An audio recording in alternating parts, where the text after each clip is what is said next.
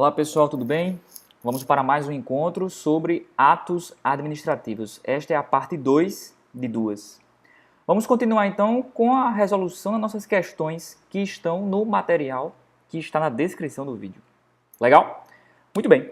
Em quais elementos está a discricionariedade do ato? Ou seja, onde se localiza a discricionariedade do ato? Nós lembramos que o ato administrativo ele tem 5 elementos. Quais são eles? Competência, forma, motivo, objeto e finalidade. Onde é que está a discricionariedade? Quais desses elementos podem ser discricionários? São 2, motivo e objeto. Os demais são vinculados. A discricionariedade está, pois, no motivo e no objeto. O mérito administrativo, que em grande parte se confunde com a noção de discricionariedade, está localizado nesses dois elementos. Mas note, é errado dizer que motivo e objeto são sinônimos de mérito administrativo. Isso está errado. O mérito está dentro destes elementos, mas com eles não se confunde. Bacana? Próxima pergunta. Poder Judiciário pode controlar mérito administrativo? Gente, aqui a doutrina em grande peso, aliás, é uma lição que já vem sendo trazida há muitos anos, diz que não. Poder Judiciário não pode controlar mérito administrativo. Está certo isso? Está certo. Agora, cuidado. Hoje, nós vivemos no neoconstitucionalismo. E o neoconstitucionalismo, este constitucionalismo novo, ele traz algumas características especiais, dentre as quais está o ativismo judicial, ou seja, um poder judiciário mais ativo, um poder judiciário que defende com mais garra, com mais agressividade, digamos assim, a Constituição da República Federativa do Brasil. Então, note, o Poder Judiciário realmente ele não controla o mérito administrativo em si. Ele não controla a escolha que o administrador tem quando vai elaborar um ato administrativo discricionário. No entanto, se o administrador, dentro da sua discricionariedade, extrapola a própria noção de discricionariedade estabelecida em lei, e como nós já vimos, existem vários limitadores à discricionariedade, foi a última pergunta do nosso encontro. Se o administrador, então, extrapola essa discricionariedade, violando, pois, um princípio constitucional, por exemplo, a exemplo da legalidade em si, da moralidade, proporcionalidade e razoabilidade, estes são princípios implícitos, o Poder Judiciário, nestes casos, poderá controlar o ato administrativo discricionário, poderá controlar não o mérito em si, mas o seu excesso. O excesso praticado dentro do mérito é controlável pelo Poder Judiciário. Então, tenha isso em mente. Vamos para a próxima. Qual a diferença entre ato de império e ato de gestão? Aqui é tranquilo, pessoal. O ato de império é aquele ato em que a administração ela pratica com imperatividade, gozando de suas prerrogativas. O particular não pode escolher se vai praticar ou não o ato. Já o ato de gestão é um ato da administração e não ato administrativo, cuidado, em que a administração atua em pé de igualdade ali com o administrado. Nós já vimos um exemplo que foi o caso da locação de imóveis, por exemplo. Muito bem. Próxima pergunta. Atos negociais se confundem com negócios jurídicos? Cuidado, não. Se cair essa pergunta, você já pode largar e dizer que não. Ato negocial, pessoal, é um ato unilateral da administração que é praticado no interesse do administrado.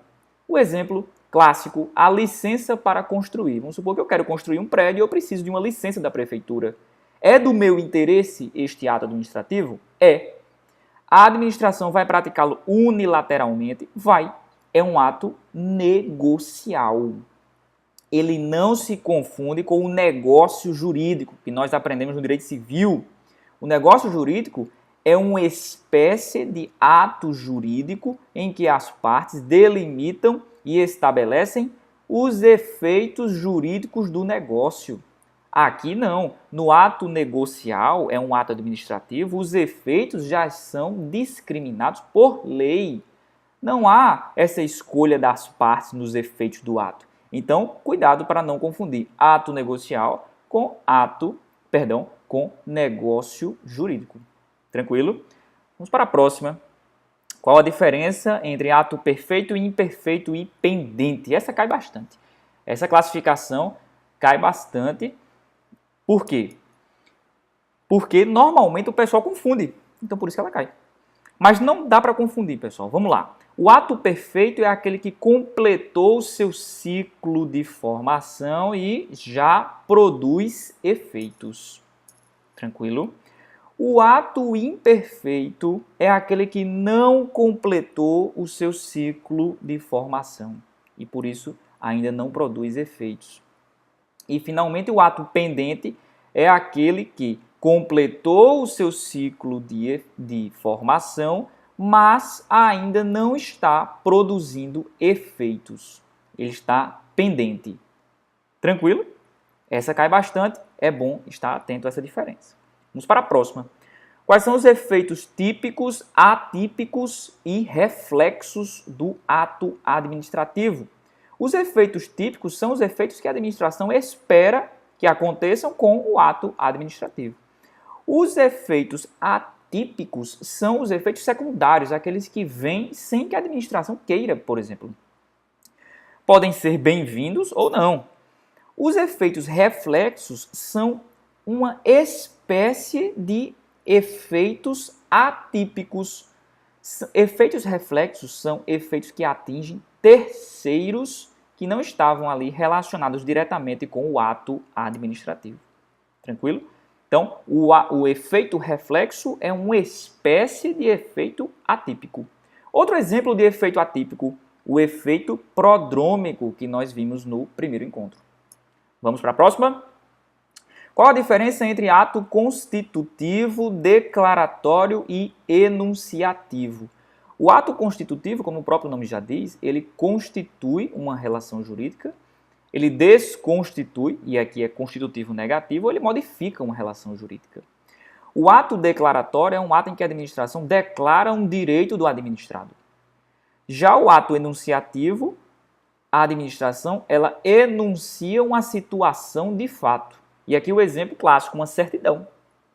Numa certidão, a administração diz lá, certifico e dou fé que João Lucas esteve presente nesta repartição no dia tal, hora tal. Pronto. Ela enunciou uma situação de fato. Bacana? Tudo bem. Agora vamos para um tema que sempre cai. Eu acho que talvez um dos temas mais caíveis, digamos assim, em torno do ato administrativo, que são as modalidades de extinção do ato. O ato, pessoal, ele pode ser extinto, ele pode desaparecer, basicamente, por três grandes motivos. Primeiro, pela renúncia.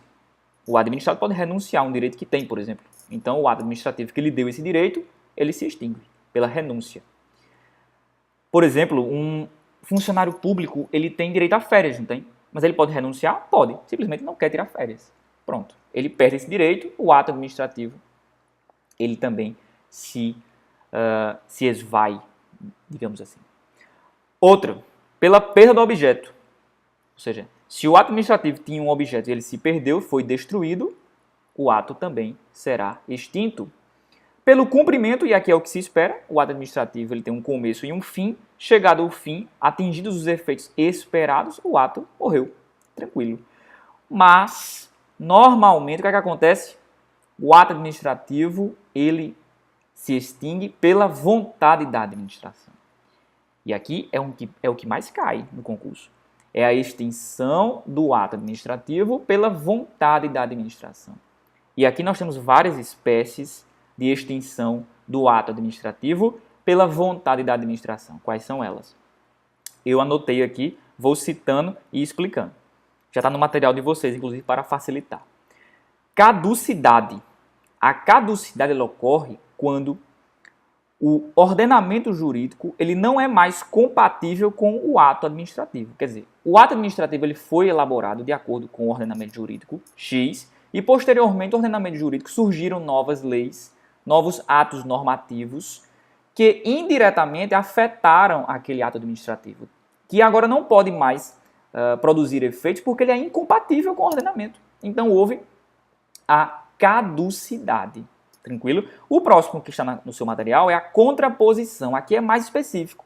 Aqui a administração tem um ato administrativo e ela produz outro ato administrativo diametralmente oposto, excluindo este primeiro. Então aqui há a contraposição.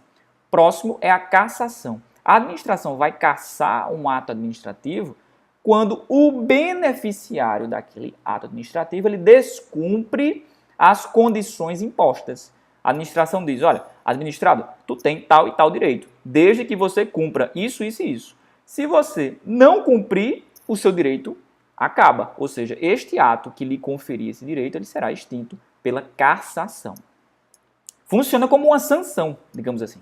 Tranquilo? Próximo. Agora sim. Agora vem as duas que mais caem, que são anulação e revogação do ato administrativo.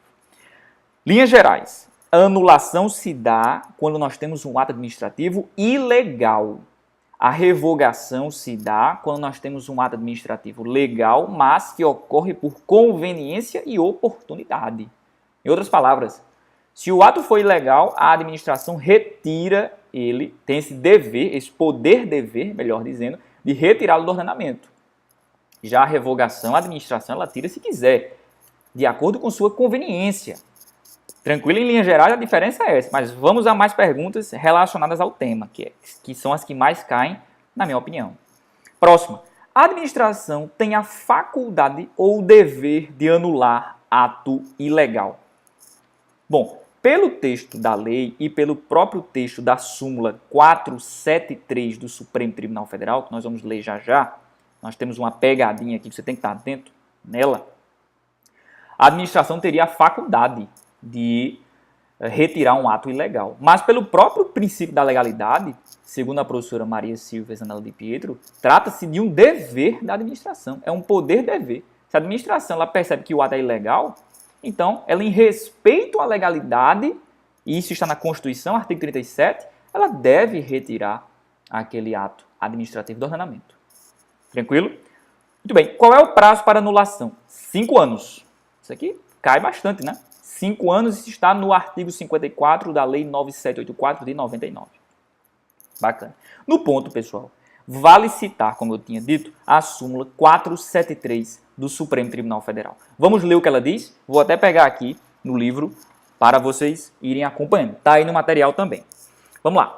A administração pode, veja aqui uma faculdade, né, mas aqui é um poder-dever, anular seus próprios atos quando eivados de vícios que os tornem ilegais, porque deles não se originam direitos, ou revogá-los por motivos de conveniência e oportunidade, respeitados os direitos adquiridos e ressalvada em todos os casos a apreciação judicial. Qual é a pegadinha que as bancas fazem com essa súmula? E você tem que estar ligado. Veja que a própria súmula diz que se o ato for nulo, se ele tiver uma nulidade, ou seja, se ele for ilegal, não há direito adquirido. Ele não gera direito adquirido. Mas se o ato for legal, ele pode gerar direito adquirido. E aqui, quando a administração for revogá-lo, ela tem que respeitar este direito adquirido. Então, o que é que as bancas fazem? As bancas dizem assim, a administração não poderá anular atos administrativos ilegais se deles decorrerem direitos adquiridos. Está correto? Não, porque a gente já viu. De ato ilegal não decorrem direitos adquiridos. Essa cai, essa eu já vi cair em várias provas. Beleza? Vamos lá. Quais os vícios do ato que podem ser convalidados? Gente, nem todo ato ilegal ele vai ser anulado. Se o vício ele for leve, ele for em alguns elementos do ato, ele pode ser convalidado. Neste caso, o ato ele deixa de ser nulo para ser anulável, segundo a teoria dualista, que é a adotada no Brasil. Em detrimento da teoria monista, que para a teoria monista só existiriam atos nulos e não anuláveis nunca. Mas, para a teoria dualista, se a nulidade, se o defeito estiver na competência e na forma, este ato pode ser convalidado. Ou seja, a própria administração ela pode suprir este defeito. Esta convalidação, ela tem efeito ex nunc ou ex tunc? Ex tunc, ela retroage até o nascimento do ato. Certo? Uma vez convalidado, essa convalidação ela retroage.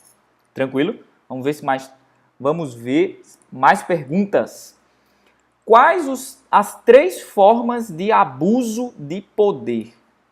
A gente viu, quando estávamos debatendo os elementos dos atos administrativos no encontro 1, que um deles é a finalidade, certo?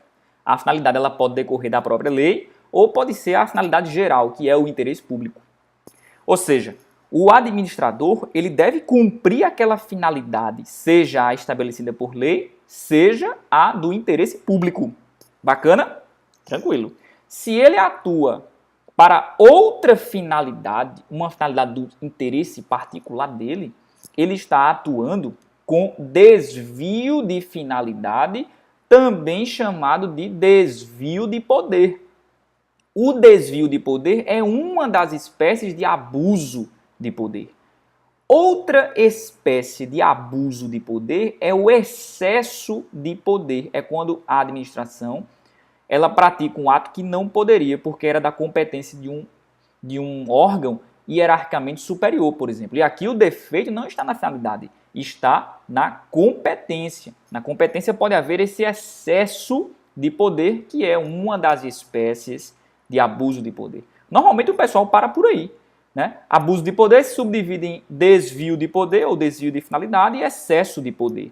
Mas há uma terceira forma de abuso que vi num material de estudo, que é a omissão administrativa. Se a administração ela tem o dever de agir, ela se omite, ela está praticando um abuso de poder. Já vi cair, esse material trazia uma questão, eu esqueci realmente qual foi a banca e a prova que cobrou isso, mas já caiu. Tranquilo? Então são 3 formas de abuso de poder. Vamos para a próxima? Tudo bem. Qual a diferença entre usurpador de função e funcionário de fato? Ah, essa é boa. Essa aqui o pessoal cobra, hein? Não podemos confundir uma coisa com a outra. O funcionário de fato é o funcionário que está atuando em nome da administração de boa fé. Ele acha que pode estar agindo, ele acha que poderia estar ali atuando como funcionário público, mas ele não poderia. Ele está de boa fé? Está. Ele não tem culpa.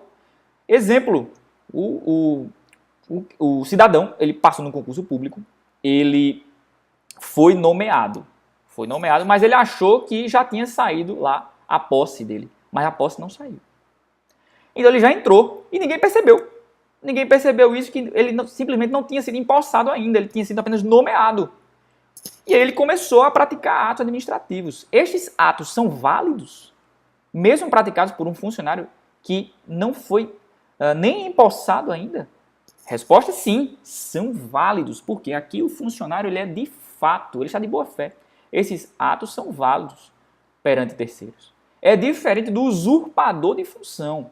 O usurpador de função ele não tem nenhum vínculo com a administração. E ele está de má fé. Ele está usurpando uma função do Estado. É o caso, por exemplo, do cara que se disfarça de policial e começa a aplicar multa de trânsito, por exemplo. Este ato é inexistente. Alguma doutrina vai dizer que esse ato é inexistente, porque o cara nem funcionário era. Não tinha nenhum vínculo com a administração. Então não confunda uma coisa com a outra.